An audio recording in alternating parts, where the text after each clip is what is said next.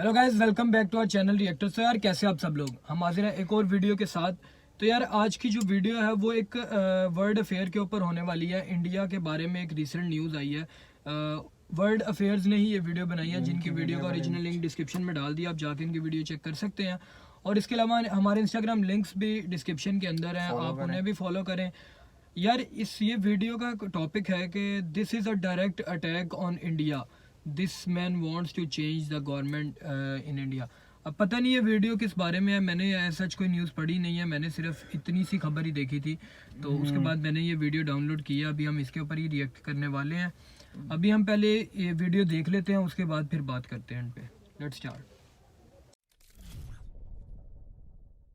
नमस्कार and welcome you to world affairs. मैं हूं प्रशांत धवन। नाउ रिसेंटली आपने ऐसे आर्टिकल देखे होंगे जहां पर लिखा है कि ये एक डायरेक्ट अटैक है इंडिया पे। यहाँ पे आप देख पाओगे अटैक ऑन इंडिया। भारत सरकार में जो आज के समय यूनियन मिनिस्टर्स हैं, ये ओपनली आकर कह रहे हैं कि जॉर्ज सोरोस ने जो स्टेटमेंट्स दी है भारत के बारे में, भारत जो रशिया के साथ कर रहा है उसके बारे में और पीएम मोदी के बारे में, ये आपत्तिजनक है। और कहीं ना कहीं से लग रहा है कि ये इनडायरेक्टली भारत में ना गवर्नमेंट चेंज करना चाहते हैं। एक्चुअली काफी हद तक यही लग रहा है कि ये ऐसा करना चाहते हैं, क्योंकि जॉर्ज सोरोस ने जो बातें बोली हैं ये इंडिया के इंटरेस्ट में नहीं है ना। मैं आपको बताऊंगा कि इन्होंने यहाँ पर कहा क्या है, मगर पहले आपके लिए जानना ये इंपॉर्टेंट है कि ये व्यक्ति कौन है, जॉर्ज सोरोस आखिर है कौन, और ये आज के समय इतना न्यूज में क्यों है ना। ये आपके सामने फोटो है जॉर्ज सोरोस की। अगर आप सोच रहे हैं कि वाह ये काफी एक एजेड व्यक्ति लगते हैं, तो हाँ बिल्कुल, इनकी आयु आज के समय है 92 की। He is a very old man, मगर आज भी ये बहुत हद तक एक्टिव है।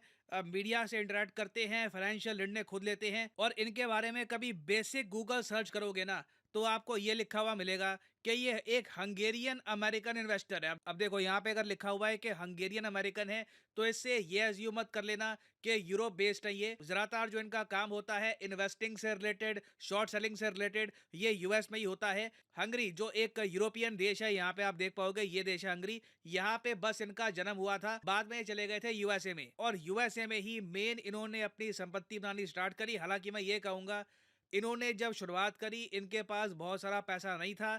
धीरे धीरे करके इन्होंने स्टॉक मार्केट से पैसा कमाया, और एक टाइम पे आके ना इनके पास 40-50 बिलियन डॉलर के आसपास हो गए थे। अब वैसे आज के समय आप अगर फोर्ब्स मैगजीन में जाकर देखो, तो उधर लिखा होगा कि जॉर्ज सोरोस ये हैं सोरोस फंड मैनेजर के फाउंडर, और इनकी टोटल नेटवर्थ है 6.7 बिलियन डॉलर। ये इनकी एक्चुअल पावर नहीं है, ये एक्चुअल नेटवर्थ इनकी नहीं है। क्योंकि इन्होंने काफी साल पहले क्या किया कि एक संगठन खोला जिसका नाम है ओपन सोसाइटी फाउंडेशन, और इस संगठन को डोनेट कर दिए अपने 32 बिलियन डॉलर।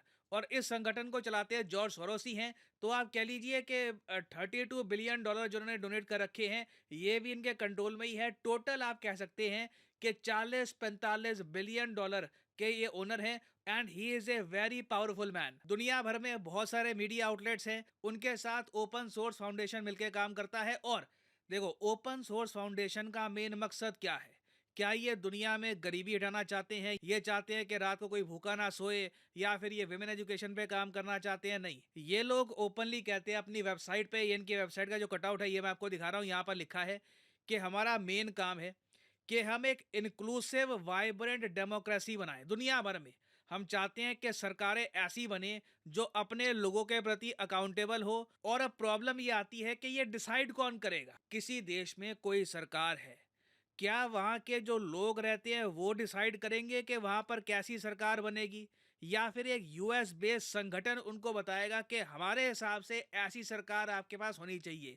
ये एक बहुत ही फंडामेंटल क्वेश्चन है जिसके आपको बहुत सारे आंसर मिलेंगे। अब यहाँ पे आप ये अज्यूम मत कर लेना कि जॉर्ज सोरोस बेसिकली अच्छा यही काम करते हैं कि ये फंड वगैरह इकट्ठा करते हैं। नहीं, ये तो इन्होंने ओपन सोसाइटी फाउंडेशन काफी लेट इन्होंने स्टार्ट करी है।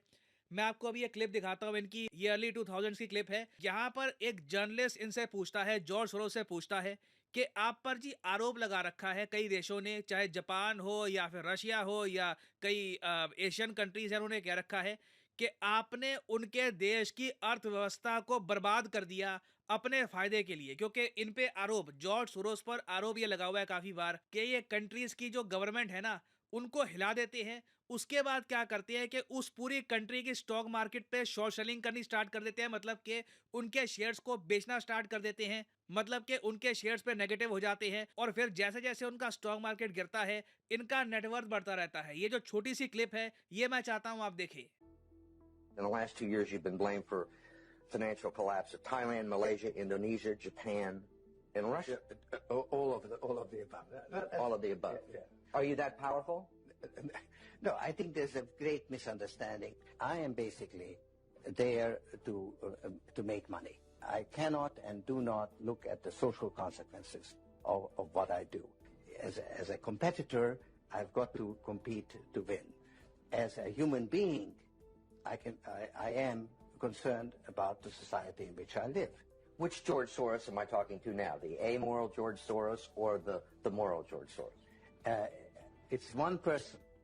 It's one person who at one time engages in amoral activities and at the rest of the time tries to be moral. ना ये वीडियो बहुत ज़्यादा इंटरेस्टिंग थी। यहाँ पर जर्नलिस्ट ने ये पूछा कि जापान और रशिया और पता नहीं कितने देश हैं दुनिया भर में, वो कहते हैं कि आप ना पहले एक कंट्री के बारे में हवा फैला देते हो कि यहाँ पे जो लीडर है ये खराब है, सब कुछ खराब हो रहा है, और उसके बाद उस देश की जब इकोनॉमी गिरनी स्टार्ट हो जाती है, निवेशक भागने स्टार्ट कर देते हैं, तब उसके बाद करते हो आप शॉर्ट सेलिंग और फिर बिलियंस कमाते हो। क्या आप इतने पावरफुल हैं? तो इसके जवाब में इन्होंने कहा कि देखो, मेरा काम है पैसे कमाना, बाकी मैं जब पैसे कमाने जब निकलता हूँ, रास्ते में किस देश की इकोनॉमी को धक्का लग जाता है, कौन गिर जाता है, मेरी बला से, ठीक है, मैं उस पर फोकस नहीं करता। मेरा काम है कि मैं पैसे कमाऊं, और साथ ही साथ जहां पे मैं रहता हूं, मतलब कि यूनाइटेड स्टेट्स ऑफ अमेरिका, वहां पर स्टेबिलिटी रहे, मेरी लाइफ में कोई प्रॉब्लम ना आए। बाकी मुझे कोई टेंशन नहीं है कि रशिया में क्या हो, जापान में क्या हो, किसकी इकोनॉमी गिर जाए, किसकी स्टॉक मार्केट गिर जाए। तो अगेन इनकी जो सोच है ना, ये एक टाइम पे इन्होंने ये कहा था। अब अगेन मैं ये नहीं कह रहा कि आज के समय भी ये सेम विचारधारा पे चल रहे हैं, उसके बारे में वी डोंट नो, मे भी हो सकता है, या हो सकता है कि अब ये किसी और तरीके से सोचते हो, मगर सिंस आज के समय ये एक ग्लोबल संगठन चला रहे हैं, ओपन सोसाइटी फाउंडेशन करके, जो यही कहती है कि हम दुनिया भर में डेमोक्रेसी फैलाना चाहते हैं। तो कई क्वेश्चन तो उठेंगे कि जॉर्ज सोरोस का असली यहाँ पर मकसद क्या है, क्योंकि हाल ही में जब इन्होंने भारत के बारे में बात करी तब इन्होंने ये कहा, यहाँ पे आप देखोगे इस क्लिप में, ये भारत की आलोचना कर रहे हैं कि इंडिया देखिए रशिया से तेल खरीदता है, वेस्टर्न कंट्रीज को बेचता है, उससे इंडिया फायदा उठा रहा है, ये गलत है। ये जरा इनकी छोटी सी जो क्लिप है ये आप सुनिए। India is an interesting case. It's a democracy, but its leader Narendra Modi is no Democrat. Inciting violence against Muslims was an important factor in his meteoric rise. Modi maintains close relations with both open and closed societies. India is a member of the Quad, which also includes Australia, the US, and Japan. But it buys a lot of Russian oil at a steep discount and makes a lot of money out of it.